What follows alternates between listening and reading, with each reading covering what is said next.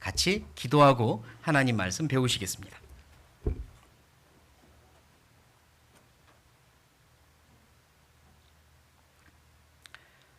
살아계신 하나님, 저희를 만드시고 저희를 구원하시며 저희 삶의 주인이 되시어 언제나 인도하여 주시니 감사합니다. 저희 영원한 천국에 소망을 주시고 같은 소망을 가진 형제자매님들 영원한 가족으로 주셔서 감사합니다. 주님이 소중히 여기시는 주님의 몸된 교회 안에서 지금까지 보호하시고 길러주신 은혜를 감사합니다. 그리고 우리를 위하여 항상 가장 좋은 길, 선한 길을 계획하시고 인도하여 주시니 믿고 감사드립니다. 주님을 만나는 그날까지 우리의 걸음이 흐트러지지 않고 곁길로 가지 않으며 흔들리지 않도록 도와주시고 오직 주님을 바라보며 떳떳하고 자랑스러운 부끄럽지 않은 길을 걷도록 도와주십시오. 주님 앞에 서게 되는 그날 잘했다, 착하고 충성된 종아라고 칭찬을 얻을 수 있는 우리의 신앙이 되게 도와주십시오. 때로는 우리의 마음을 아프게 하고 힘들게 하는 어려운 일들, 어려운 상황들을 만나고 또 간절히 기도해야 하는 기도의 제목들도 같습니다. 이 모든 것들로 주님께 맡겨드리고 주님을 더 의지하며 주님을 붙잡고 살아가는 우리의 단단한 신앙이 될 수 있도록 도와주십시오. 우리 중에 마음이 어려운 자, 몸이 아픈 자, 또 여러 가지 시험과 어려움 중에 있는 분들 주님 일일이 기억하여 주시고 주님의 그 사랑과 자비의 손으로 어루만지시며 도와주십시오. 우리가 형제자매님들을 위하여 할 수 있고 도울 수 있는 일이 있다면 그게 무엇인지 각자에게 가르쳐 주시고 그렇게 행할 수 있도록 도와주십시오. 이 자리에 함께하지 못한 우리 귀한 형제자매님들 어디에 있든지 일일이 지켜보아 주시고 그곳에서 주님 생각하고 바른 마음으로 살 수 있도록 도와주십시오. 이곳에 함께하신 은혜로 그들과도 함께하여 주십시오. 이 시간 우리의 마음으로 활짝 여옵니다. 주님께서 우리의 마음도 열어주시고 주님의 귀한 말씀 심어주셔서 그 말씀이 우리 안에 뿌리를 내리고 열매 맺을 수 있도록 역사하시도록 도와주십시오. 처음부터 끝까지 하나님께 부탁드리며 예수님의 이름으로 감사하며 기도드립니다. 아멘. 네, 주일마다 신앙 원칙이라는 제목으로 말씀을 배우고 있어요. 오늘은 이제 12번째 시간입니다. 신앙 원칙 12번째 시간. 그 제목은 이렇게 잡았어요. 함께 한번 따라해 보시죠. 끝까지 가는 신앙이 진짜다. 네, 끝까지 가는 신앙이 진짜 신앙입니다. 신앙 원칙 오늘 그 마지막 시간으로 하려고 하는데요.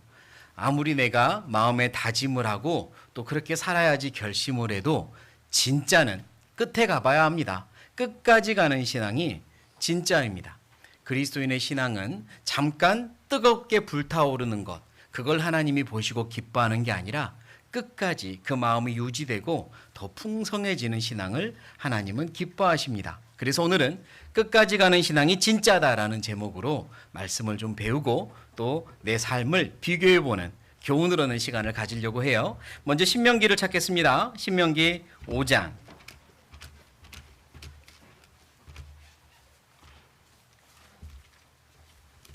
신명기 5장.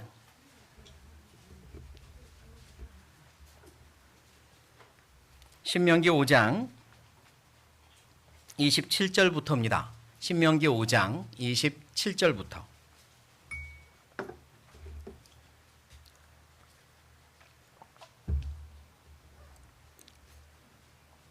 (27절부터) 제가 읽겠습니다.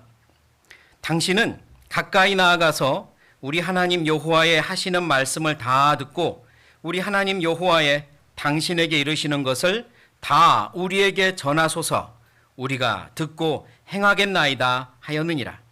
여호와께서 너희가 내게 말할 때에 너희의 말하는 소리를 들으신지라. 여호와께서 내게 이르시되 이 백성이 내게 말하는 그 말소리를 내가 들은즉 그 말이 다 옳도다. 29절 같이 읽겠습니다. 다만 그들이 항상 이 같은 마음을 품어 나를 경외하며 나의 모든 명령을 지켜서 그들과 그 자손이 영원히 복받기를 원하노라. 네, 신명기는 모세가 하나님의 약속의 땅 가나안 땅에 들어가기 전에 백성들을 모아놓고 신신당부하는 말씀이 이전 일들을 회상하며 다시 한번 당부하는 말씀의 성경이 신명기거든요. 그래서 여기 5장에 방금 읽은 이 세 구절의 배경은 출애굽기 20장에 있는 사건을 이야기를 하고 있어요. 출애굽기 20장엔 어떤 사건이 있냐면 드디어 민족이 시내산 앞에 도착을 했고 하나님이 시내산에서 그들 앞에 영광 가운데 나타나십니다. 번개와 우레와 하얀 구름과 그리고 진동하는 나팔 소리와 함께 불 가운데서 하나님이 나타나셔요. 그리고 그들에게 10가지 계명을 하나님의 음성으로 들려주십니다. 거기까지 듣자 백성들이 너무 두려워합니다. 하나님께서 우르륵 쾅쾅하는 하나님의 진동하는 하나님의 음성으로 10계명을 들려주시니 백성들이 너무 두려워합니다. 그래서 모세에게 찾아가서 부탁을 하는 거예요. 모세요, 하나님께서 우리에게 직접 말씀하지 말고 당신을 통해서 말씀하게 해주세요. 우리가 도저히 두려워서 하나님의 이 말씀을 들을 수 없습니다. 당신이 듣고 우리에게 전달해 주세요. 그러면 우리는 당신이 전해주는 이 말씀이라 할지라도 방금 우리가 들은 하나님의 말씀처럼 그렇게 경외하며 두려움으로 받겠습니다. 그리고 그대로 행하겠습니다. 그러니 하나님이 직접 우리에게 이처럼 말씀하지 않도록 해주세요라고 모세에게 부탁합니다. 그들이 너무 두려웠던 거예요. 그러자 하나님이 그들의 말하는 걸 들으셨던 겁니다. 그래서 방금 읽은 28절처럼 여호와께서 내게 이르시되 백성이 너에게 말하는 그 말소리를 내가 들은즉 그 말이 다 옳도다 그러셨죠. 그래, 그 백성들의 마음이 참 옳다, 좋다라고 승낙하셨어요. 하나님의 음성을 직접 듣기 두렵고 우리는 그럴 만한 자격도 안 되는 것 같으니 모세 당신이 듣고 전해주세요. 우리가 그대로 하겠습니다. 그랬더니 하나님께서 좋다, 옳다라고 인정해 주십니다. 하지만 하나님의 마음속엔 그들에게 바라시는 게 따로 있어요. 더 있습니다. 그게 뭐냐면 29절인 거죠. 다만 원하는 건 뭐냐? 너희의 그 마음이 항상 이와 같기를 바란다. 항상 이 같은 마음을 품어서 나를 경외하며 나의 모든 명령을 지켜서 그들과 그의 자손이 영원히 복받기를 원하노라. 그러니까 하나님이 원하시는 건 지금 잠깐 마음에서 끓어오르는 격동, 지금 잠깐 마음에서 끓어오르는 불타오르는 의지를 보시며 그걸로 기뻐하시는 게 아니라 그 마음이 끝까지 영원히 가는 걸 원하시는 겁니다. 일시적인 것보단 일관적인 걸, 지금 뜨거운 것보단 끝까지 유지되는 걸 원하시는 거예요. 그래서 그 백성들에게 하나님의 마음을 그렇게 설명하십니다. 좋다, 옳다, 하지만 끝까지 이 마음을, 항상 이 마음을 품기를 바란다 라고 하신 거죠. 그게 하나님의 마음입니다. 왜냐? 하나님이 그런 분이시기 때문이고 신앙이라고 하는 게 그런 거기 때문입니다. 신앙은 잠깐 끌어올랐다가 식어버리고 또 때가 되면 한 번씩 끌어올랐다가 식는 걸 신앙이라고 하지 않고 하나님이 원하시는 신앙은 지금 내 이 마음이 끝까지 가는 것, 그게 신앙이거든요. 그리스도인의 삶은요, 점점 풍성해지는 겁니다. 요한복음 10장 10절에 보면 예수님이 말씀할 때 내가 온 것은 내 양으로 생명을 얻게 하고 더 풍성히 얻게 하려는 것이라. 예수님이 이 땅에 오신 건요, 예수님을 사랑하는 자들을 불러 구원을 받게 할 뿐만 아니라 더 풍성한 생명을, 더 풍성한 열매를 맺게 하기 위해서 부르셨습니다. 그러니까 그리스도인의 신앙은 구원받았다 끝이 아니라 더 풍성해지는 삶을 살아야 하는 겁니다. 나중에 갔을 때도 더 좋아지고 더 풍성해지는 신앙, 그게 하나님의 원하시는 거거든요. 요한복음 2장에 보면 예수님이 첫 번째 기적을 보이시는 사건이 요한복음 2장에 나와요. 어디에서? 가나에서, 혼인잔치에서 어떤 기적을 보이시죠? 물을 포도주로 변화시키는 기적. 그 기적을 보여주십니다. 한 혼인잔치에 예수님이 초대되었고 많은 손님들이 있는데 포도주가 떨어진 거죠. 그때 고민하고 있는 그 잔치의 주인과 잔치를 주관하는 자가 고민하고 있는 걸 보고 예수님의 어머니 마리아가 예수님이 시키는 대로 하라고 그 일하는 사람들을 불러서 시킵니다. 그러자 예수님이 그들에게 말씀하죠. 큰 항아리죠. 큰 항아리 아구까지 물을 채우라 라고 하신 다음에 떠서 나누어 주어라. 그대로 했더니 물이 포도주가 되었어요. 마시는 사람들이 뭐라고 말하냐면 일반적으로는 좋은 걸 먼저 내고 그 다음 취했을 때 좋지 않은 걸 그 다음 내는데 아니 이 집은 좋은 걸 나중에 내는구나 이렇게 말하며 그 포도주를 칭찬을 합니다. 아주 최고의 포도주가 나온 거죠. 일반적으로는 좋았다가 점점 그렇지 못한 모습으로 가는 게 정상적이고 일반적인 건데 하나님의 나라 예수님이 원하시는 건 점점 좋아지는 겁니다. 그건 하나님의 나라의 방법이고 하나님의 나라의 법이에요. 그리스도인들도 마찬가지죠. 점점 풍성해지는 겁니다. 처음에 먹었던 마음, 뜨거운 마음이 식어지는 건 정상적인 게 아니에요. 하나님이 원하시는 것도 아니고 하나님 나라의 백성의 삶도 아닌 겁니다. 그리스도인들에게는 이와 같은 사자성어가 있어요. 시, 미, 나, 창. 뭘까요? 네. 내 시작은 미약하였으되 나중은 심히 창대하리라. 심히 나창. 그게 그리스도인에게 해당되는 사자성어예요. 그런데 잘못되어서 시, 창, 나, 미. 시작은 창돼 있는데 나중에 점점 미약해지는 신앙을 보기도 합니다. 혹시 내가 지금 그러고 있다면 돌아보셔야 됩니다. 아주 짧게 2024년만 돌아보아도 1월 달에 뜨겁게 시작했던 그 마음이 지금 식어져 있다면 나는 지금 시, 창, 나, 미를 따라가고 있는 거죠. 그리스도인의 법이 아니거든요. 내 시작은 미약하였으나 나중에 심히 창대하리라. 점점 풍성해지는 게 그리스도인의 신앙입니다. 그래서 오늘 몇 인물들을 통하여 그들의 신앙이 왜 그랬을까? 어떻게 하면 그렇게 살 수 있었을까? 교훈과 또 그들의 삶을 통해 뭔가 잘못된 것들을 통해 교훈을 받고 또 좋은 모습을 통해 교훈을 받는 그런 시간을 좀 가져볼까 해요. 처음에는 좋았으나 나중에 미약해져 버린 인물들이 성경에는 참 많이 등장합니다. 그 중에 몇 명을 좀 살펴보려고 하는데요. 3대로 이어지는 왕의 유다 왕의 가문에 3대 할아버지, 아버지, 아들까지 3명이 모두 다 시작은 창대했지만 나중에 미약해져 버리고 하나님 앞에 추락해 버리는 3대가 있습니다.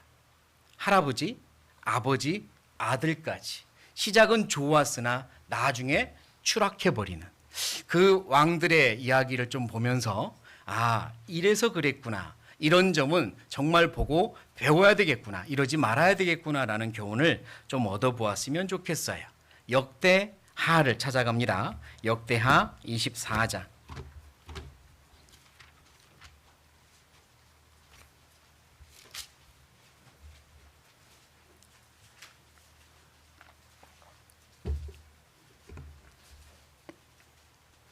역대하 24장. 네, 24장의 왕 한 명, 25장의 왕 한 명, 26장의 왕 한 명 이렇게 등장을 하고 그 세 왕은 할아버지, 아버지, 아들인데요. 24장에는 첫 번째 왕 이름이 무엇로 시작합니까? 요아스 왕으로 시작합니다. 네, 할아버지가 요아스고요. 그 다음 아버지는 아마샤고요. 그 다음 아들은 우시아입니다. 앞 글자만 따서 요아웃. 이 땅 하고 시작해야 되는데 요 했다가 아웃돼 버렸어요. 요 아웃입니다. 요시아, 아마샤, 우시아 이 세 왕이요 비슷합니다. 시작은 창대하게 시작했지만 나중에 추락을 해요. 이유가 뭘까? 그 이유까지도 비슷합니다. 그래서 이들을 통해 좀 교훈을 얻으려고 해요. 24장에 등장하는 요아스, 그는 좀 비참한 이렇게 과거사가 있습니다. 외할머니가요 매우 악독한 여왕입니다. 아달랴라고 하는 여왕인데 매우 악독하고 잔인했어요. 어느 날 아버지 아하시아 왕이 죽자 외할머니 아달랴가 왕권을 자기가 독차지하기 위하여 왕의 씨들, 그러니까 왕자가 될 만한 사람들을 싹 죽입니다. 손자들이죠. 외손자들을 아달랴 외할머니가 싹 죽여요. 자기가 왕권을 계속 하려고. 그런데 우시야, 다행히 우시야 어렸을 때 그의 고모가 몰래 숨겨서 살려냈습니다. 고모가요. 그리고 고모부는 제사장 여호야다인데요. 매우 훌륭한 신앙인이었습니다. 매우 훌륭한 제사장이었어요. 고모와 고모부의 손에 의해서 길러집니다. 그리고 7살이 되었을 때 왕이 되어요. 요아스는 7살 때 왕이 됩니다. 그리고 고모부 여호야다의 도움을 얻어서 선정을 베풀어요. 무너져버린 성전의 신앙을 회복하고 백성들의 신앙을 회복하기 위해 노력합니다. 처음은 매우 좋았어요. 고모부 여호야다의 도움을 얻어서 그렇게 했습니다. 그러나 문제는 언제 찾아오냐면 고모부 여호야다가 죽은 다음에 찾아옵니다. 그의 신앙을 도와주었던 신앙적인 지주였던 여호야다가 죽자 요시야는요 금방 신앙이 무너져 버립니다. 언제 그러냐는 것처럼 하나님을 향한 신앙이 완전히 돌아서서요 다른 우상신들을 섬기기 시작하고 받아들이기 시작하고 그리고 마음이 완전 하나님을 떠나서 악해져 버립니다. 심지어 하나님은 뭐라고 말하냐면 여호와를 버렸다라고까지 말을 해요. 역대하 찾아보죠. 역대하 24장 2절입니다.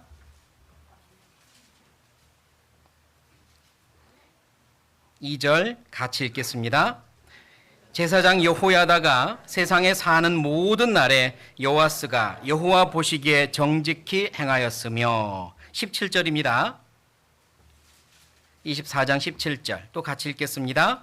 여호야다가 죽은 후에 유다 방백들이 와서 왕에게 절하매 왕이 그의 말을 듣고 여호야다가 죽고 나니까요 자기의 이익만을 노렸던 신앙적이지 않았던 사람들이 이제 기회다라고 하며 요시야 왕에게 와서 절을 하며 아첨을 하고 잘못된 이야기들을 하는데 요시야는 그 말에 홀랑 넘어가서 듣기 시작합니다. 그리고 그들의 요구대로 우상을 받아들이고 전체적으로 신앙이 무너져 버려요. 이게 어떤 교훈을 줄까요? 사실 신앙은요 우리가 사람에게 뿌리를 내리는 게 신앙이 아닙니다. 누군가가 있을 때는 신앙생활이 그럴듯하다가 누군가가 없어지자 신앙이 무너져 버린다면 그의 뿌리는 사람에게 내리고 있었구나라는 걸 알 수 있는 거죠. 신앙의 뿌리는 하나님께 내려야 되거든요. 하나님과 그의 몸된 교회의 뿌리를 내리는 게 정상적인 신앙이고 풍성해지는 신앙, 열매 맺는 신앙인데요. 요시야는 그러지 않았던 겁니다. 사람에게 뿌리 내렸고 사람에게 의지했어요. 고모부의 신앙을 따라갔고요. 고모부가 죽자 그의 신앙도 망가지고 사라져 버렸어요.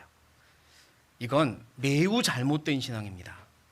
예를 들어 우리의 선생님, 구역장님, 조장님, 전도인 그분이 있을 때는 그렇게 신앙적인 모습으로 살다가 선생님이 바뀌거나 구역장님이 바뀌거나 조장님이 바뀌거나 전도인이 바뀌거나 그러니까 신앙이 또 무너져 버린다면 그거는 그 사람의 신앙의 뿌리는 하나님이 아니었다라는 걸 증명하는 거죠.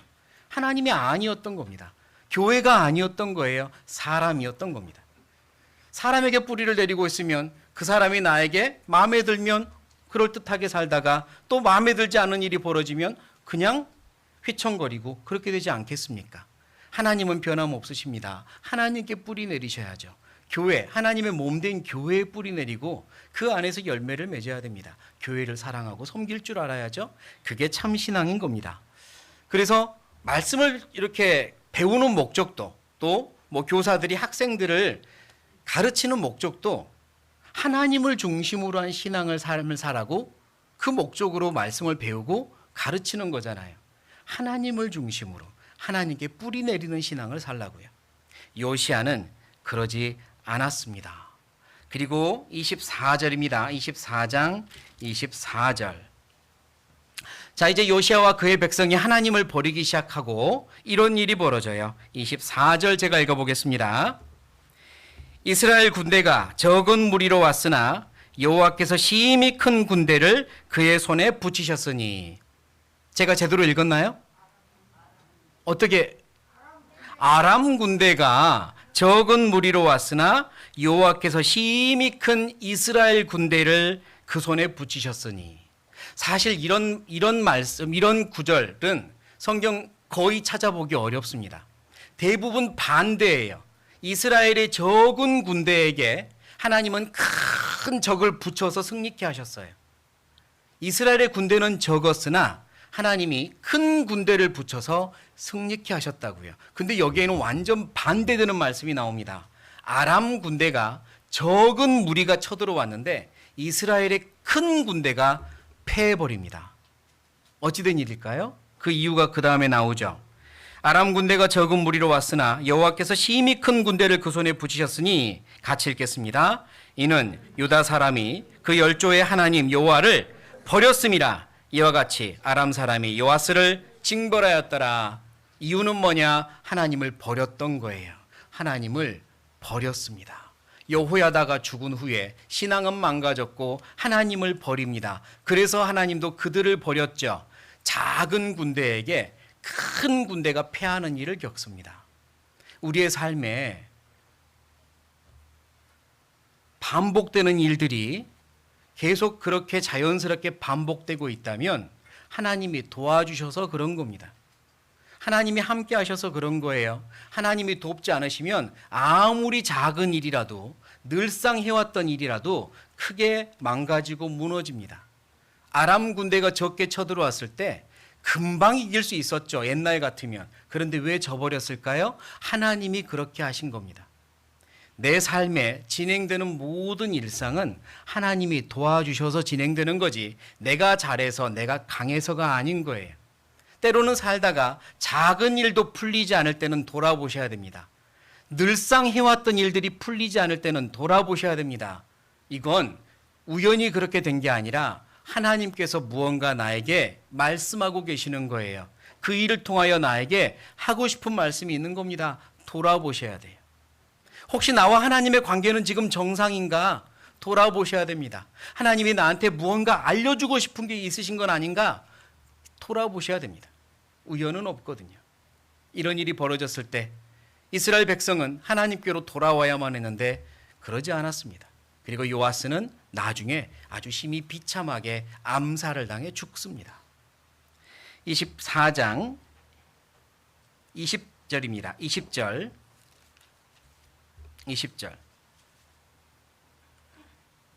제가 읽겠습니다. 어떤 일이 벌어졌나 좀 더 보셔요. 이에 하나님의 신이 제사장 여호야다의 아들 스가랴를 감동시키심에, 제사장 여호야다는 죽었지만 그의 아들 스가랴는 하나님의 말씀을 전하는 선지자 역할을 하고 있어요. 여호야다의 아래에서 같이 컸을 테니까 요아스 왕과 스가랴는 나이 차이가 얼마나 있을지 모르겠지만 어려서부터 같이 자란 사이일 겁니다. 그런데요, 하나님의 말씀을 맡은 스가랴가 요아스 왕에게 와서 하나님의 말씀을 이렇게 전하는 거예요. 계속 읽어보죠. 스가랴를 감동시키심에 자가 백성 앞에 높이 서서 저희에게 이르되, 여호와께서 말씀하시기를 너희가 어찌하여 여호와의 명령을 거역하여 스스로 형통치 못하게 하느냐 하셨나니, 너희가 여호와를 버린 고로 여호와께서도 너희를 버리셨느니라 하나. 21절 같이 읽죠. 무리가 함께 꾀하고 왕의 명을 조차 여호와의 전 뜰 안에서 돌로 쳐 죽였더라. 그런데 왕이 명령합니다. 돌로 쳐 죽여라. 끔찍한 일을 벌이죠. 이 요아스 왕이요, 끔찍해집니다. 자기와 같이 어렸을 때부터 자랐을 것인데, 게다가 하나님의 말씀을 전하고 있는데 돌로 쳐 죽여라 그랬죠. 이게 얼마나 끔찍한 일입니까? 악해지면 이렇게까지 악해지는 거예요. 하나님으로부터 멀어지면 이렇게까지도 멀어질 수 있습니다. 그리고 22절. 요아스 왕이 이와 같이 스가랴의 아비 여호야다의 베푼 은혜를 생각지 아니하고 그 아들을 죽이니 저가 죽을 때에 이르되 여호와는 감찰하시고 신원하여 주옵소서 하니라. 스가랴의 이 죽음과 이 기도는 나중에 예수님이 이제 복음서에 보면 또 말씀을 언급을 하셔요. 근데 이 요아스가 스가랴를 죽였던 이유는 그의 마음에 매우 기본적인, 신앙의 매우 기본적인 도리인데요, 은혜를 잊어버렸습니다. 여호야다가의 베푼 은혜를 잊어버렸어요. 그래서 스가랴를 그렇게 죽인 겁니다. 사람이 사람에게 받은 은혜를 잊어버리잖아요. 그게 쉽잖아요. 하나님께 받은 은혜는 어쩌면 더 쉽게 잊어버립니다. 은혜를 잊어버린다는 건요, 다른 말로 표현하면 교만해지고 있다는 의미이기도 합니다. 역대하 32장을 찾아볼게요. 32장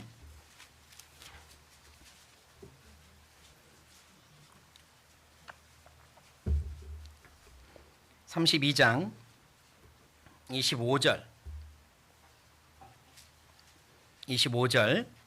자, 히스기야 왕의 사건인데요. 25절 같이 읽어보죠. 히스기야가 마음이 교만하여 그 받은 은혜를 보답지 아니하므로 진노가 저와 유다와 예루살렘에 임하게 되었더니, 히스기야는 매우 선한 왕이었습니다. 그러나 그가 아주 몹쓸 병에 걸렸고 그의 간절한 기도를 들으시고 하나님이 히스기야의 생명을 연장시켜 주셨는데, 히스기야는 하나님의 은혜에 감사하고 보답하고자 하는 마음이 없었어요. 그래서 하나님은 뭐라고 그를 평가하십니까? 하나님의 평가죠. 그는 마음이 어떻게 해서? 교만해서 그랬다라고 평가하시잖아요. 은혜를 모르고 은혜를 기억지 않고 은혜를 보답하고자 하는 마음이 없는 사람은 교만한 사람입니다. 다윗은요, 매우 겸손한 사람이었죠. 그래서 그는 모든 사람들에게 받은 은혜까지도 다 기억하고 일일이 갚으려고 노력했던 사람이에요. 하나님의 은혜는 더더욱 말도 못하고요.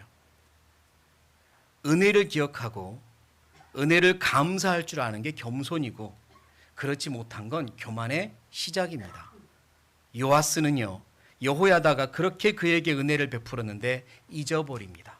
왕이 되고 여호야다가 죽고 나니까 잊어버렸어요. 그리고 하나님의 등을 졌죠. 교만해진 겁니다. 그 교만해졌더니 작은 전쟁에도 이기지 못하고 패해버린 겁니다. 그리고 신하들에게 암살을 당해요. 시작은 괜찮았지만 나중에 추락해버렸어요. 그의 아들 아마샤는 25살의 왕이 됩니다. 아버지의 그 모습을 보았잖아요. 25살이면 청년이고 이미 인격적으로 성숙할 때까지 보았잖아요. 아버지의 그 모습을. 그러면 본인이 왕이 됐을 때는 그러지 말아야겠다. 정말 마음을 다하여 전심과 진심으로 하나님을 경외하며 왕의 역할을 다해야 되겠다. 다짐하는 게 맞지 않겠습니까? 그 정도 교훈은 얻어야 정상 아닌가요? 다시 역대하 25장으로 가겠습니다. 이제 그의 아들 아마샤를 보죠. 25장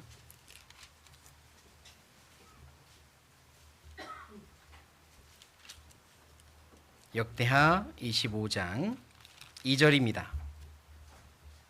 2절 같이 읽겠습니다. 아마샤가 여호와 보시기에 정직히 행하기는 하였으나 온전한 마음으로 행치 아니하였더라. 역시 하나님의 평가입니다. 하나님이 아마샤 왕의 마음을 보시고 평가해 놓으신 거예요. 아마샤는 정직히 행하긴 하였으나 온전한 마음은 아니었다. 겉으로 보기에는 신앙적이었으나 안으로 들어가면 온전치 않았다라고 평가하신 겁니다. 진심이 아니었다. 겉으로는 정직했고 겉으로는 겸손한 것 같고 신실한 것 같으나 진심 아니었다라고 평가해 놓으셨죠.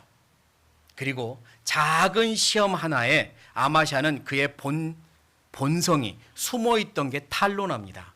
그의 교만이 탄로났어요. 저는 여기 이 구절에다가요, 아마샤 괄호 열고 옆에다가 제 이름 써놨습니다. 최훈일은 여호와 보시기에 정직히 행하긴 하였으나 온전한 마음으로 행치 아니하였더라. 이러지 말아야겠다고 써놨어요. 처음 이 말씀을 읽고 마음에 큰 또 감동도 되고 도전과 격동이 되고 부끄럽기도 해서 써놓은 적이 있어요. 이러지 말아야겠다.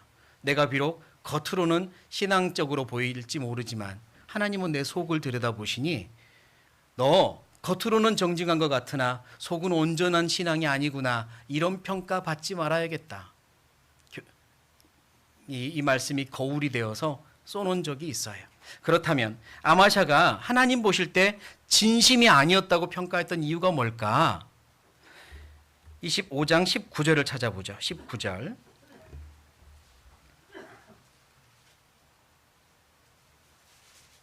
19절 같이 읽겠습니다.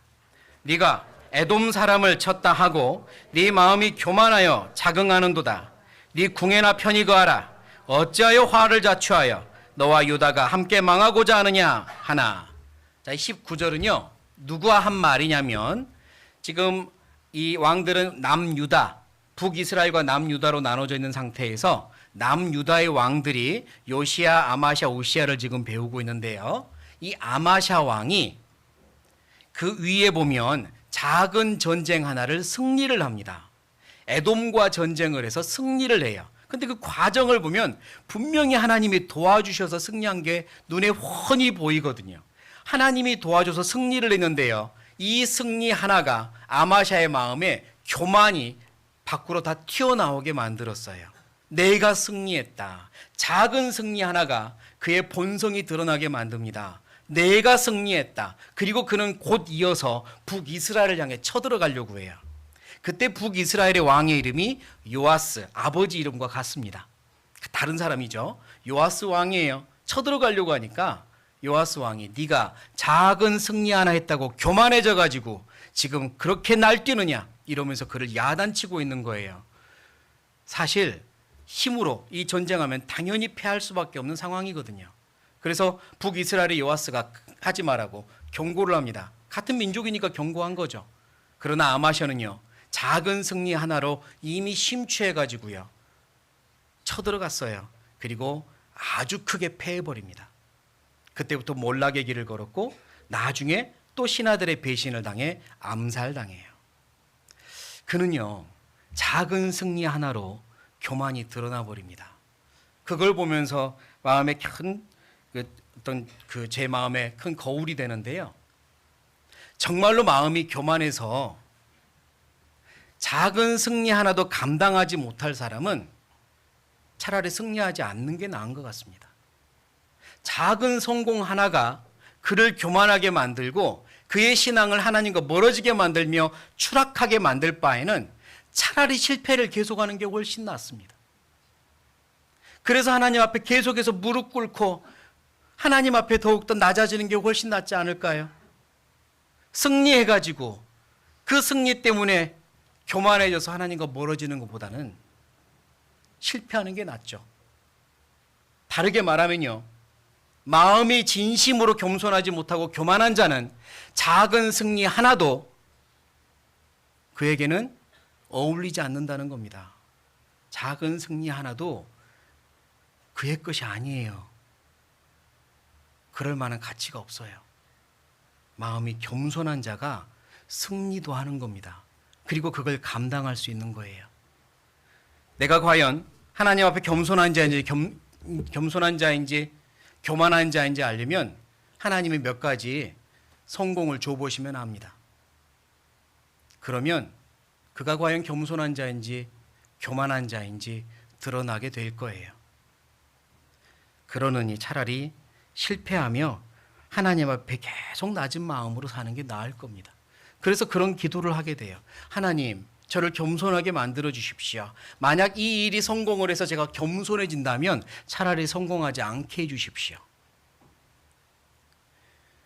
제가 무언가를 소유하고 명예를 얻고 이름을 얻고 성취감을 얻어서 그 일로 인해 하나님과 멀어진다면 차라리 다 거두어가 주십시오.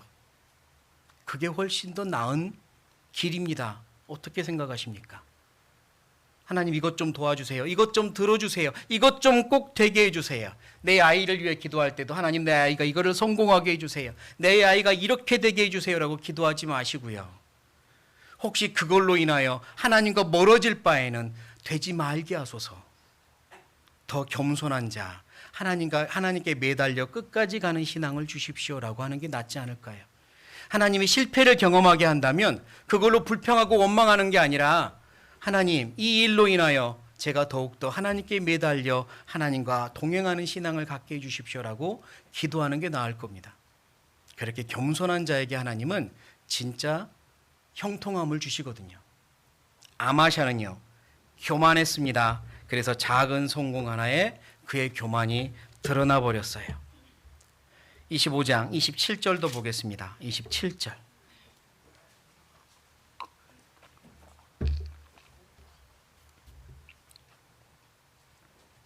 27절입니다. 아마샤가 돌이켜 여호와를 어떤 때부터? 버린 후로부터입니다. 아마샤가 돌이켜 여호와를 버린 후로부터 예루살렘에서 무리가 저를 모반한 고로 저가 라기스로 도망하였더니 모반한 무리가 사람을 라기스로 따라보내어 저를 거기서 죽이게 하고. 아마샤의 암살당한 사건은 갑자기 이루어진 게 아니라 그가 하나님을 버린 후로부터 계속 계획된 겁니다. 갑자기 이루어진 게 아니라 그의 마음이 교만해져서 자기가 하나님 없이도 무언가를 이루어낼 수 있다는 교만이 들어왔고, 작은 일의 성공을 하나님께 영광을 돌리는 게 아니라 자기의 이름을 높이는 데 사용했으며, 다른 어떤 것도 내 힘으로 할 수 있다는 교만이 싹 들어왔을 때, 그때부터 그는 하나님을 버리기 시작한 거고요. 그를 향한 암살 계획도 그때부터 하나님 안에서 시작된 겁니다. 하나님을 버린 후로부터 하나님 역시 그를 버리기 시작한 거예요. 삼손이 들릴라에게 속아서 머리를 싹 밀어버리고 나중에 큰 벌을 받아 눈이 빠지고 짐승이 모는 맷돌을 몰게 된 그 사건 기억하시죠? 삼손의 머리는 그때 한 번에 밀려버린 게 아니라 조금씩 신앙의 머리요, 신앙의 머리카락 빠지고 있었던 겁니다. 들릴라에 의해서 완전히 머리가 밀릴 때 그의 신앙의 머리도, 하나님과 연결되어 있던 신앙의 머리카락이 완전히 끊어진 거지, 그날 한꺼번에 신앙이 끊어진 게 아니에요. 조금씩 신앙이 하나님 안에서 끊어지고 있었던 거죠. 우리도 마찬가지입니다. 내 마음에 교만이 싹 트면요, 조금씩 우리는 하나님과 멀어지기 시작하고요. 하나님도 나를 그때부터는 나를 붙잡으려고 노력을 하심과 동시에, 그러나 이 길로 계속 가면 큰 벌을 내릴 계획까지 세우고 계시는 겁니다. 하나님은 나를 붙잡기 위하여 최선도 다하시지만, 그러나 끝까지 내가 내 고집으로 멀리 가면 하나님은 그것에 대한 징벌의 계획도 동시에 세우고 계셔요. 동시에. 나는 지금 하나님을 나도 모르는 사이에 버리고, 나도 모르는 사이에 내 마음에 교만이 들어와서 점점 하나님과 멀어지고 있는 건 아닌지, 하나님과 점점 가까워져야 되는데 멀어지고 있는 건 아닌지 꼭 돌아보십시오. 왜냐? 이 길 끝까지 가면 하나님 앞에 버림받는 내 모습을 보게 될 거니까요. 비참한 모습을 보게 될 겁니다. 아마샤가 그렇게 암살을 당합니다. 그 다음의 왕이 누구죠? 요아웃. 누구예요? 우시아입니다. 우시아. 우리가 무거운 물건 들 때 뭐라고 하면서 들어요? 우시아. 어떻게 응차라기도 하는데 다 우시아라고 대답을 하네요. 예. 저의 의도를 다 알아차려서 감사해요. 우시아 하고 무거운 물건을 드는 것처럼 우시아 왕이요, 진짜 재능이 많았습니다. 다재다능한 왕이었어요. 우리나라로 따지면 세종대왕급이라고 볼 수 있어요. 그는요, 농사와 목축업에, 건축에, 그리고 발명에, 그리고 무기를 만드는 기술과 군대를 정비하는 모든 일에 아주 뛰어났습니다. 백성들을 편하게 만들고 군대를 양성하는 모든 일에 뛰어났어요. 하나님이 그에게 아주 많은 재능을 주신 거죠. 뛰어난 재능이 있었습니다. 그런데요, 그것도 위험한 거죠. 우시아는 그 모든 뛰어난 재능을 가지고 나라가 점점 강해지고 백성들이 편안해졌는데요, 문제는 그가 이것저것 다 할 줄 알다 보니까 결코 해서는 안 되는 영역까지 침범을 하는 거예요. 그게 뭐냐면 제사장의 영역. 성전에 들어가 하나님께 제사를 드리는 건 오직 제사장만 할 수 있는데, 우시아 왕이요, 내가 들어가서 내가 해보마 이런 겁니다. 내가 하겠다. 그는요, 그의 뛰어난 재능이 그를 또 교만하게 만들어요. 결코 해서는 안 되는 일을 또 하게 만든 겁니다. 제사장이 해야 될 일을 본인이 하려다가 큰 벌을 받습니다. 우시아, 시작은 좋았어요. 하나님 안에서 믿음 가지고 백성을, 그리고 나라를 편안하고 강하게 만드는 일에 애씁니다. 처음엔 그랬어요. 역대하 26장 10절입니다.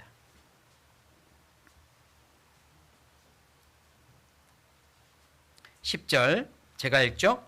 또 거친 땅에 망대를 세우고 물 웅덩이를 많이 팠으니 평야와 평지의 육축을 많이 기름이며 또 여러 산과 좋은 밭에 농부와 포도원을 다스리는 자를 두었으니 뭘 좋아했다고요? 농사를 좋아함이어더라. 아니 왕이요 농사에도 이렇게 재능이 있었고 좋아했다니까요. 그뿐만 아니라 14절입니다. 우시아가 그 온 군대를 위하여 방패와 창과 투구와 갑옷과 활과 물맷돌을 예비하고 또 예루살렘에서 공교한 공장으로 기계를 창작하여 망대와 성곽 위에 두어 살과 큰 돌을 발사하게 하였으니 그 이름이 원방에 퍼짐은 같이 읽겠습니다. 기이한 도우심을 얻어 강성하여 짐이더라. 그리고요 군대 정비도 얼마나 잘했는지 온갖 무기를 만들게 하고 발명도 합니다.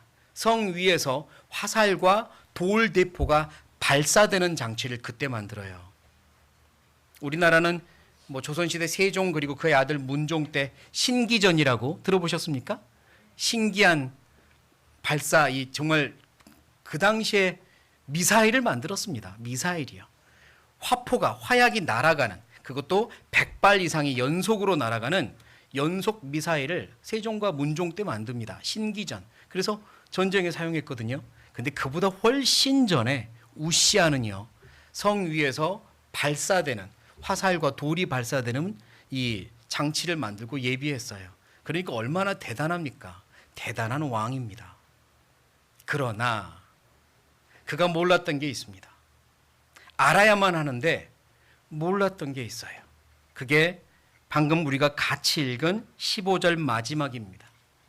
그의 이름이 원방에 퍼짐은 기이한 도우심을 얻어 강성하여 짐이더라. 그가 강한 건 결코 그의 잘남이 아닙니다. 그의 장점들은 결코 그의 잘남이 아니에요. 그러나 그는 몰랐습니다. 기이한 도우심을 얻었다는 걸 몰랐어요.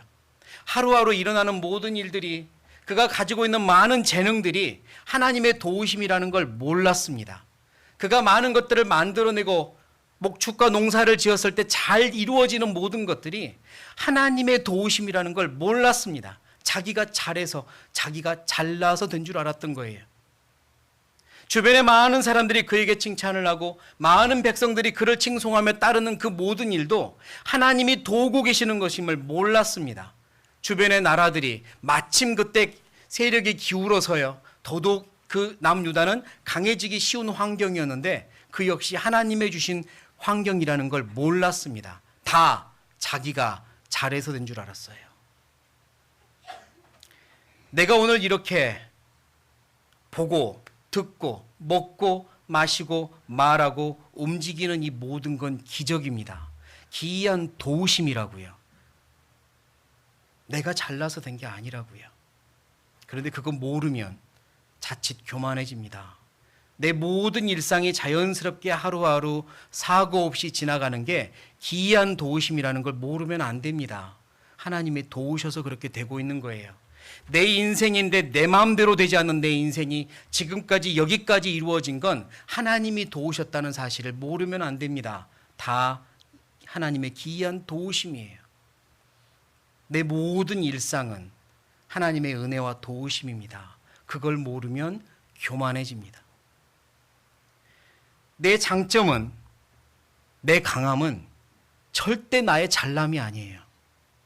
한번 따라해 보시겠습니다. 나의 장점은 나의 잘남이 아니다.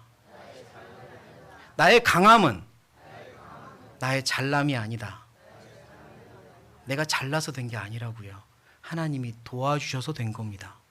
언제든지 거둬갈 수 있어요. 언제든지 빼앗아 버릴 수 있습니다. 겸손하지 않으면. 그러나 우시아는 점점 교만해졌습니다. 그래서 16절, 저가 어떻게 되매? 강성하여짐에, 강해지고 장성해졌어요. 강해지고 성장했습니다. 강해지고 성장한 건 결코 그의 잘남이 아니거든요.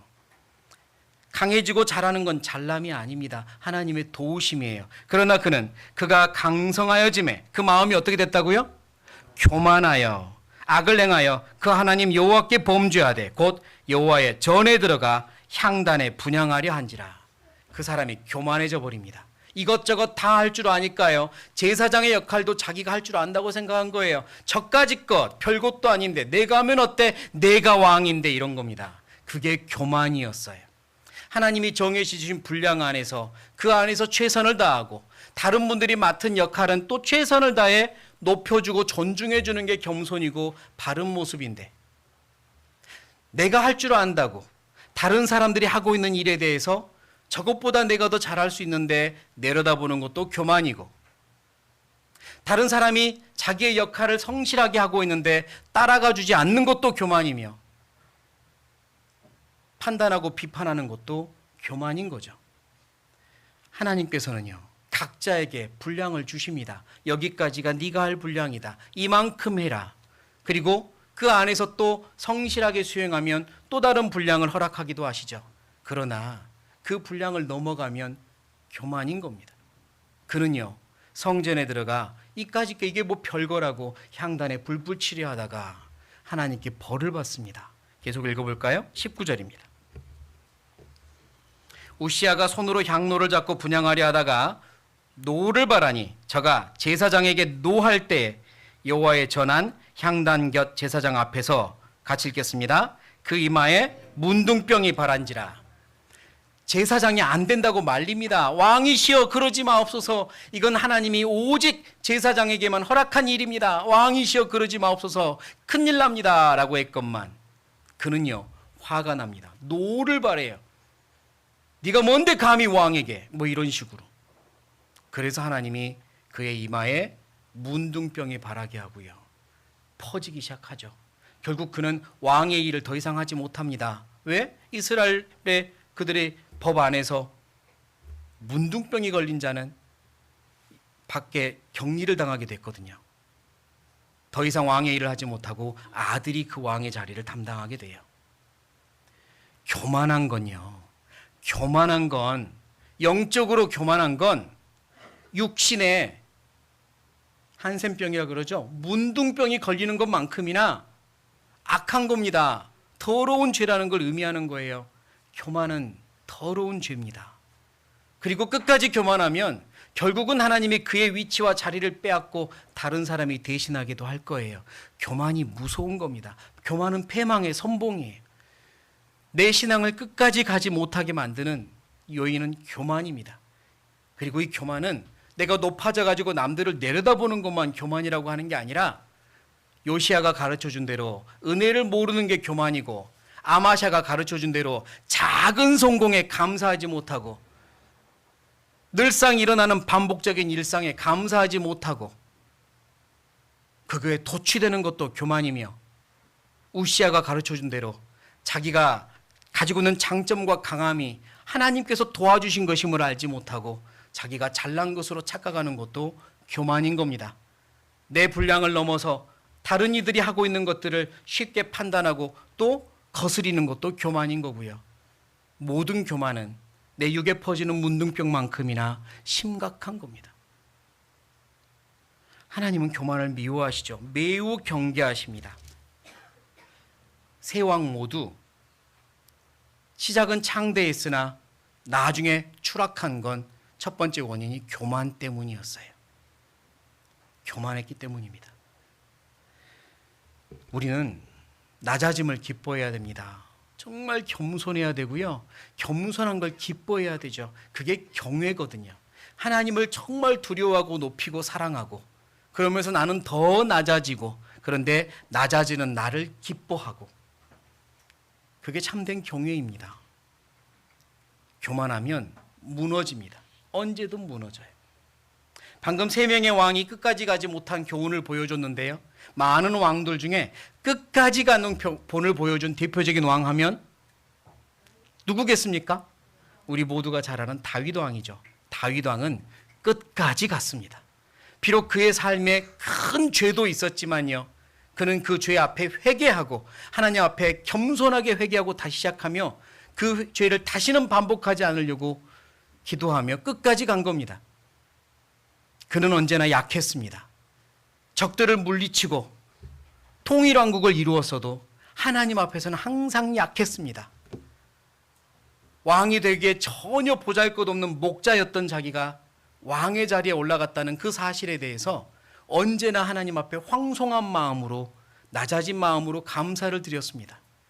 사람들도 소중히 여겼고요. 어느 누구 하나 내려다보려고 하지 않았죠. 어느 누구든지 감사한 일, 좋은 일을 하면 직접 그들에게 상을 베풀고 은혜를 갚으려고 노력했습니다. 그게 다윗의 모습이었어요. 그는 초심을 버리지 않으려고 노력했습니다. 목동으로 있을 때의 초심, 겸손히 시작했던 초심을 죽을 때까지 놓치지 않으려고 노력했던 사람이에요. 그래서 끝까지 갔습니다. 다윗은 겸손했습니다. 하지만 다윗의 바로 앞에 있던 사울 왕이나 다윗의 아들인 솔로몬 왕은 역시 시작은 창대했으나 나중에는 추락해버린 결과를 낳죠. 이유는 뭐냐? 또다시 그들에게도 두 글자로 무엇이 찾아와요? 교만이 찾아왔거든요. 교만했습니다.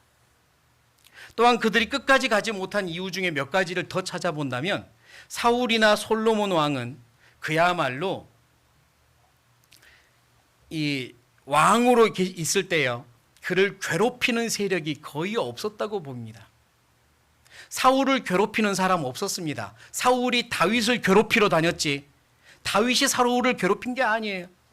솔로몬을 누가 괴롭혔습니까? 솔로몬 괴롭힌 사람 없습니다. 그의 왕으로 있을 때 고난이 없어요. 괴롭힘이 없습니다. 그래서 끝까지 가지 못한 것 같아요. 고난이 있고 아픔이 있고 연단이 있어야 하나님께 매달려 끝까지 가거든요. 그래서 하나님은 우리에게 고난을 주시는 거고. 그러나 사울과 솔로몬은 그게 없었어요. 또한 그의 어린 시절을 봐도요, 다윗은 어렸을 때 목동으로 있으면서요, 사자와 곰과 싸워서 이기고 많은 어려움들을 겪습니다. 왕이 되기까지 험난했습니다. 사울에게 쫓겨다니는 도망자 신세로 돌아다녔고요. 비참했죠. 왕이 되기까지 그는 험난한 과정을 겪어요. 그러나 사울이나 솔로몬은 그러지 않습니다. 평탄하게 왕이 돼요. 그러니까요, 내 삶에 어려움이 있고 고난이 있는 건 끝까지 갈 수 있는 좋은 은혜입니다. 내게 고난이 있는 건 은혜라고 여기셔도 충분합니다. 아픔이 있고 어려움이 있으면 원망하려고 하지 마시고요, 감사하십시오. 감사하십시오. 저도 제 삶에 어려움이 찾아오면 가장 먼저 하려고 하는 게 감사합니다. 일부러라도요, 무릎 딱 꿇고 하나님 감사합니다. 이 일을 제게 허락해 주셔서 감사합니다. 왜 이 일을 주셨는지 지금은 알지 못하지만 하나님의 선한 계획이 있다는 걸 반드시 믿습니다. 그래서 감사합니다. 앞으로 어떤 식으로 이끌어 가시든 감사하겠습니다. 감사하겠습니다. 어려움이 있는 건 은혜입니다. 나를 위해 베푸신 은혜예요. 틀림없습니다. 다윗은 그래서 끝까지 갑니다. 또한 끝까지 간 신앙의 대표적인 인물을 한 명 더 꼽으라면 제가 굉장히 좋아하는 인물, 그래서 제가 외국에 선교를 갈 때 제 영어 이름을 그 인물의 이름으로 따서 영어 이름을 지었는데요. 혹시 제 영어 이름 아십니까? 몰라도 됩니다. 이제 오늘 아셔요. 민수기 찾아보겠습니다. 민수기 14장.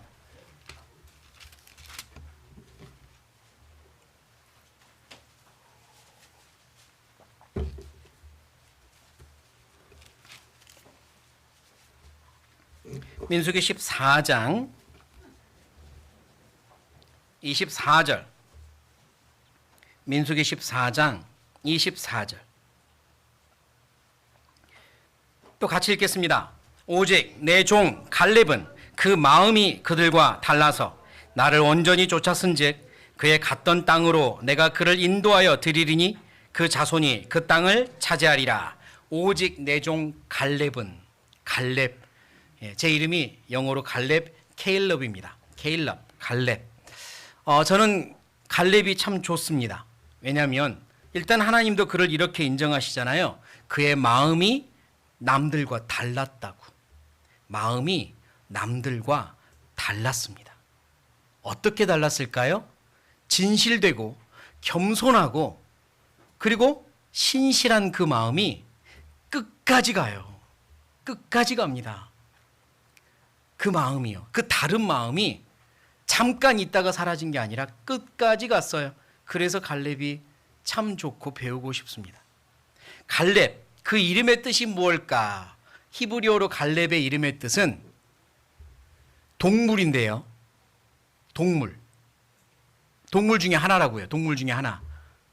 찍어보세요. 뭘까요? 갈렙의 이름의 뜻이 개입니다. 개예요. 희한하죠. 아니 어떻게 누가 자기 아들 낳아놓고 이름을 개라고 지을까요? 아들 낳아서 너는 이름을 바둑이라고 하자. 뭐 이런 사람은 없잖아요. 푸들 이런 거 없잖아. 아무튼 근데 아니 왜 아들 이름을 개라고 지었을까? 높은 이름, 존귀한 이름도 많잖아요. 뭐 이왕에 동물로 할 것 같으면 사자, 호랑이, 독수리 해도 되는데 개예요. 근데 가장 충성된 사람이 되라고. 충성된 사람이 되라고. 그렇게 해서 개로 지었다고 보입니다. 아버지가요. 그리고 갈렙은 실제로 하나님께 가장 충성된 사람이 되었습니다. 아버지의 이름이 여분네인데요. 여분네 이름의 뜻이 건너왔다는 뜻이고요. 그의 족보를 좀 추적하다 보면 이 가문이 원래 이스라엘 사람이 아니라 저 에돔 지역의 이방인이 귀화한 사람들이구나라는 것을 추측해낼 수 있습니다. 그러니까 원래 외국인이에요. 유대인이 아니라 이스라엘 사람이 아니라 이방인이었습니다. 그런데 이스라엘로 귀화해서 받아준 거예요. 그러면 어린 시절 살 때 좋았을까요? 차별이나 이런 게 좀 있었을까요? 그냥 상식적으로 생각하면 어려움이 있지 않았을까 싶죠. 게다가 이름도 개인데 어린 시절이 어땠을까? 그런데요, 갈렙은 어려서부터 늘 충성된 걸로 보여요. 하나님 앞에. 그리고 유다 지파에 속해 있는데요, 이방인이었던 그가 유다 지파에 속해서 유다 지파의 대표자가 됩니다. 대표자가. 그의 나이 40에. 그러면 어떤 사람인지 짐작이 가잖아요. 누가 보아도 정말 훌륭한 믿음의 사람, 누가 보아도 인정할 만한 사람이었던 거죠. 그리고 갈렙은 우리가 아는 사건, 가나안 땅에 12명을 정탐꾼으로 보낼 때 오직 2명만 믿음의 발언을 하잖아요. 10명은 우리 가면 죽습니다. 그들은 우리 앞에 거인이고요. 우리는 그들 앞에 메뚜기입니다. 그렇게 말을 했지만 오직 갈렙과 여호수아만 그들은 우리의 밥입니다 라고 믿음의 발언을 하잖아요. 그 갈렙입니다.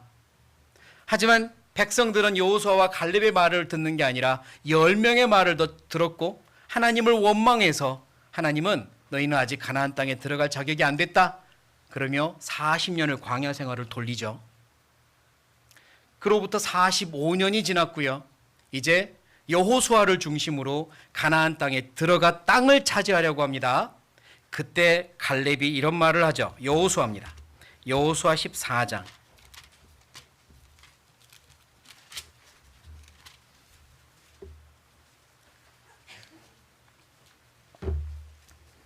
여호수아 14장.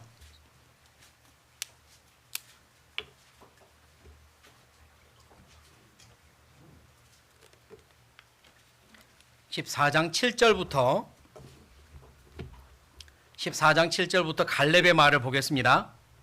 내 나이 40세 여호와의 종 모세가 가데스 바네아에서 나를 보내어 이 땅을 정탐케 하므로 내 마음에 성실한 대로 그에게 보고하였고 나와 함께 올라갔던 내 형제들은 백성의 간담을 높게 하였으나 나는 나의 하나님 여호와를 온전히 좇았으므로 그날에 모세가 맹세하여 가로되 네가 나의 하나님 여호와를 온전히 좇았은즉 네 발로 밟는 땅은 영영이 너와 네 자손의 기업이 되리라 하였나이다. 자, 그때 갈렙은 마음의 성실한 대로 믿음으로 말했습니다. 저들은 비록 거인이나 하나님이 우리에게 그들을 주시면 밥입니다. 밥. 들어갑시다 라고 한 거죠. 그러나 이스라엘 백성은 다른 10명의 말을 듣고 간담이 녹아서 그들을 두려워하고 하나님을 원망하고 40년 광야 생활을 한 겁니다. 하지만 모세는 그때 갈렙에게 축복의 약속을 하죠. 다음에 가나안 땅에 들어갈 땐 너와 네 자손들이 밟는 땅이 너의 땅이 될 거다. 너희가 원하는 땅을 너희에게 줄 것이다 라고 약속을 합니다. 그리고 이제 그 땅에 들어가기 전에 갈렙이 모세의 약속을 다시 상기하며 이렇게 말하는 거예요. 10절 이제 보소서 여호와께서 이 말씀을 모세에게 이르신 때로부터 이스라엘이 광야에 행한 이 45년 동안을 여호와께서 말씀하신 대로 나를 생존케 하셨나이다. 오늘날 내가 몇 세예요? 85세로 돼. 갈렙이 지금 여기 있으면 최고 어르신지요? 최고 어르신 85세로 돼. 모세가 나를 보내던 날과 같이 오늘날 오히려 강건하니 나의 힘이 그때나 이제나 일반이라 싸움에나 출입에 감당할 수 있사온즉 그날에 여호와께서 말씀하신 이 산지를 내게 주소서. 당신도 그날에 들으셨거니와 그곳에는 아낙 사람이 있고 그 성읍들은 크고 견고할지라도 여전히 크고 견고합니다. 45년이 지났어도 여전히 크고 견고해요. 견고할지라도 여호와께서 혹시 나와 함께 하시면 내가 필경 여호와의 말씀하신 대로 그들을 쫓아내리다. 갈렙이요 85세에 그의 믿음은 여전히 유지되고 있습니다. 45년 전에 가지고 있었던 믿음이 지금도 있어요. 하나님이 나와 함께 하시면 그들은 여전히 나의 밥입니다. 이 믿음이요. 비록 아낙 자손은 여전히 거인이고 그들의 성은 더 강성해졌겠지만 45년 동안 갈렙의 믿음은 더 커진 겁니다. 그때는 그들이 보기에 밥이었지만 지금은 먼지처럼 보일 정도로 갈렙의 믿음이 더 커진 거예요. 시작은 작았지만 나중엔 창대해지는 그리스도인의 법을 따라 갈렙은 더 큰 거인이 되었습니다. 아낙 사람보다 더 큰 거인이 되어 있어요. 그래서 그 땅을 우리에게 주십시오. 그때 들어가지 못했던 그 땅 우리가 들어가 차지하겠습니다. 우리 유다 지파가 차지하겠습니다. 말하는 겁니다. 쉬운 땅을 달라고 한 것도 아닙니다. 더 좋아 보이는 땅을 달라고 한 게 아니에요. 그 땅을 달래요. 그때 들어가지 못했던 그 땅이요. 우리가 차지하겠다고. 그리고 나중에 그 땅은 후에 다윗 왕이 또 예수님이 활동하시는 예루살렘 헤브론 땅이 되는 겁니다. 그 땅을 주소서. 갈렙은 85세가 되었어도 믿음이 여전히 성장 중이었어요. 그게 신앙입니다. 끝까지 가는 게 신앙입니다. 어려운 광야 생활을 갈렙도 같이 통과했지만 그 통과하는 동안 갈렙의 믿음은 더 커졌습니다. 85세. 그때는 85세에도 건장했나 보네요. 그렇지 않습니다. 모세가 쓴 시편, 유일한 시편이 시편 90편인데요. 시편 90편에 사람의 인생이 강건하면 사람 인생이 70이요. 강건하면 80이라도 그랬어요. 그 당시 일반적인 수명은 70, 80이었습니다. 지금과 비슷하잖아요. 그러니까 갈렙의 나이가 85세면 그냥 지금 85세랑 비슷하다고요. 그가 아무리 건강을 유지해도 40세만 하겠습니까? 건강은 40세만 하지 않을 겁니다. 힘도 40세 때랑 다를 거예요. 하지만 믿음은 더 커진 겁니다. 신앙은 더 커진 거예요. 그게 그리스도인의 삶입니다. 우리는 계속 커져야 돼요. 계속 커져야 돼요. 끝까지 죽을 때까지, 이 세상 인생 끝날 때까지. 그걸 하나님이 원하시고 그걸 기뻐하시는 겁니다. 갈렙의 믿음은 내가 아니라 하나님이 함께 하시면 뭐든 할 수 있습니다. 그 믿음이었어요. 하나님이 함께 하시면 그 어떤 거인도 밥입니다. 이겨낼 수 있습니다. 그 믿음이요. 나는 작지만 하나님이 함께 하시면 강합니다. 라는 믿음이 계속 유지되었던 거죠. 다시 신명기 5장으로 갑니다. 신명기 5장.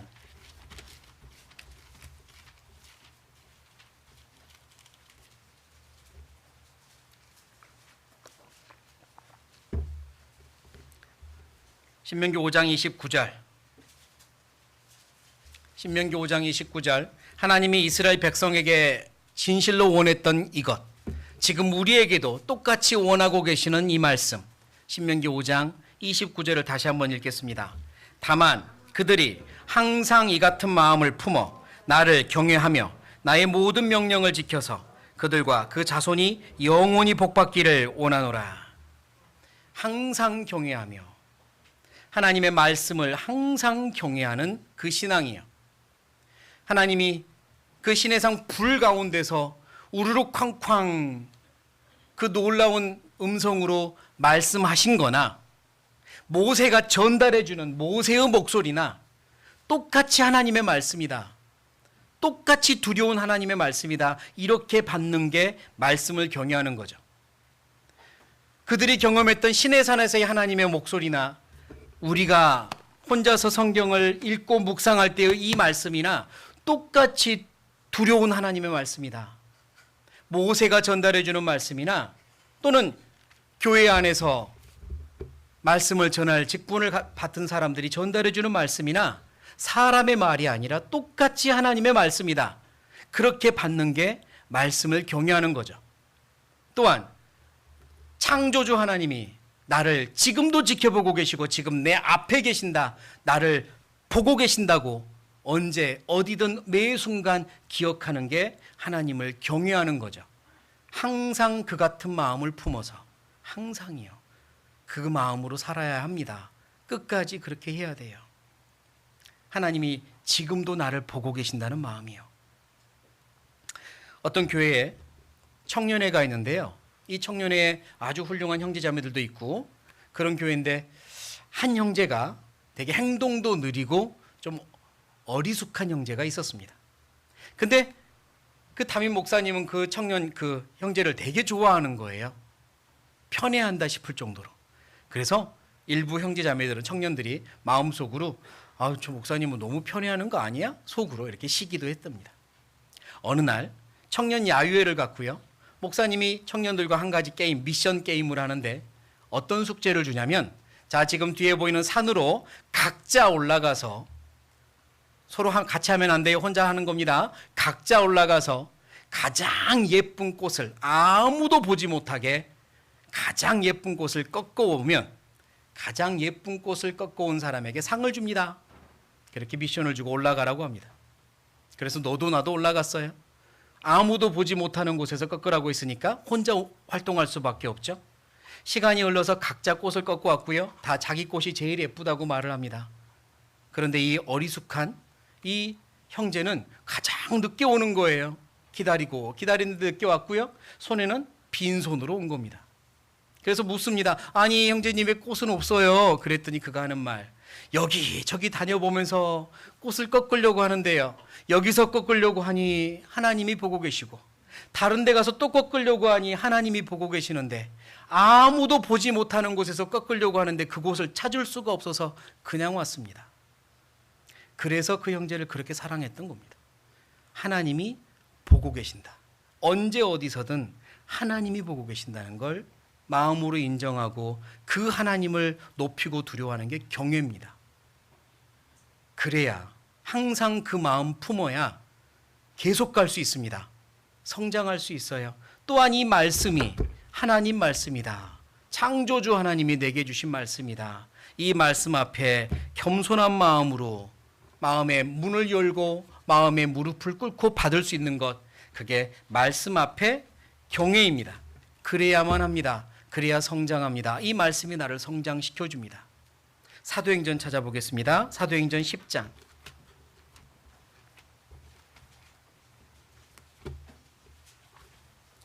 사도행전 10장.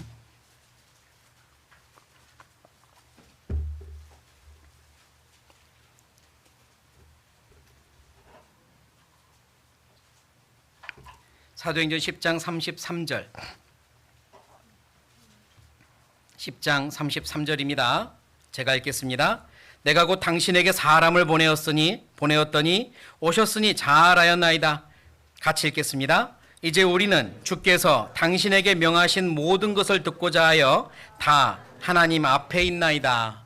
이 말은 누가 하냐면 저 이탈리아의 군대의 높은 관직에 있는 고넬료라는 사람이 하는 말입니다. 그는 높은 신분이었습니다. 그러나 하나님을 경외했던 사람이고요. 어느 날 기도 중에 근처 마을에 있는 베드로를 청해서 말씀 들어라 라는 이야기를 듣고 사람을 보내 베드로를 데려오는 겁니다. 베드로가 도착할 즈음에 가족들 다 불러놓고 기다리고 있습니다. 그리고 베드로가 도착하자 그 앞에 매우 겸손한 자세로 이렇게 말하는 거예요. 우리는 하나님께서 당신을 통해서 하시는 말씀 듣고 싶어 이 자리에 모였고 하나님 앞에 있습니다. 하나님 말씀 앞에 그는 겸손했습니다. 그래서 그때 말씀으로 구원을 받아요. 겸손한 자에게 은혜가 임하죠. 말씀 앞에 필요한 자세입니다. 언제 어디서 어떤 방법으로 말씀을 접하든 동일한 마음이어야 돼요. 앞에 직접 말씀을 전하는 전도자가 앞에 있든 없든 영상으로 보든 유튜브로 보든 또는 그냥 차를 타고 가며 음성으로 듣든 똑같습니다. 마음이 똑같아야 돼요. 하나님 앞에 있나이다. 하나님 앞에 있나이다. 그럴 때 내 것 되는 겁니다. 그럴 때 하나님의 말씀이 내 안에 심기는 겁니다. 하나님의 말씀을 들을 때 자세는 어때야 될까요? 하나님 말씀 듣는데 팔짱 끼고 다리 꼬고 들을 수 있습니까? 그럴 수 없습니다. 하나님 앞에 있다면 그럴 수 없어요. 하나님 말씀 듣는데 부시럭부시럭 과자 까먹으면서 들을 수 있습니까? 음료수 마시며 얼음 소리 내며 들을 수 있을까요? 그럴 수 없습니다. 하나님 말씀 듣는데요. 대통령이 기자회견을 하거나 어디 가서 대학교에서 특강을 할 때 그 앞에서 과자 까먹는 사람 한 명이라도 발견한다면 발견한 사람은 그때부터 앞으로 여기서 과자 까드셔도 돼요. 그러나 그런 사람은 없습니다. 하물며 하나님 말씀을 듣는데 그럴 수 있을까요? 안 돼요. 불신자들, 하나님을 알지 못하는 자들을 불러서 성경 강연에 전도 집회를 할 때야 하나님을 모르는 분들이니까 그들에게 과자든 음료수든 갖다 드리며 마음을 열 수 있게 졸음과 싸울 수 있게 도와드리는 건 맞지만 이미 하나님을 알고 그분의 사랑을 통해 구원을 받고 하나님을 경외하는 그리스도인들이 말씀을 배울 때는 안 됩니다. 안 되는 게 맞지 않겠습니까? 하나님 앞에 있나이다. 말씀을 정말 신의 산에서 우르르 쾅쾅 천둥 번개 속에 불 가운데 말씀하시는 하나님의 말씀을 지금 내가 듣고 있다는 그 마음을 유지한다면 어떻게 그 앞에서 행동을 다르게 하고 그럴 수 있겠어요? 그럴 수 없잖아요. 그래서 우리 마음이 중요합니다. 하나님을 경외하는 마음을 유지합시다. 하나님이 보고 계신다. 지금 이 순간도 보고 계신다. 내 말도 듣고 계신다. 내 마음속도 들여다보신다는 마음으로 하나님을 경외하고 높이는 마음으로 그리고 한없이 낮아지는 마음으로 지금보다 더 낮아지는 걸 기뻐하는 마음으로 낮아지는 내 자신을 사랑하는 마음으로 그리고 한없이 높으신 하나님을 사랑하는 마음으로 경외하며 산다면 끝까지 갈 수 있습니다. 끝까지 가야 합니다. 초심, 전심, 열심을 전에 말씀드렸죠. 처음의 마음, 초심을 진심으로 가지고 끝까지 가는 게 열심입니다. 열심은 끝까지 가는 거예요. 그래서 하나님 앞에 처음 하나님을 만났을 때 그분의 사랑을 깨달았을 때 구원받았을 때 그 감사의 마음 그리고 시간이 지나며 더 커지는 감사와 기쁨과 사랑을 진심으로 가지고 끝까지 유지하는 우리의 신앙이 되시기를 진심으로 바랍니다. 식어져서도 안 되고 퇴보해서도 안 됩니다. 끝까지 갑시다. 그게 진짜니까요. 그게 진짜 신앙이니까요. 아마샤처럼 겉으로는 신앙생활을 하는 것 같으나 속을 들여다보니 온전하지 않았더라. 이런 평가를 받지 않도록 우리의 마음을 들여다보고 제대로 다시 시작하는 우리의 신앙이 되었으면 좋겠습니다. 같이 기도하겠습니다.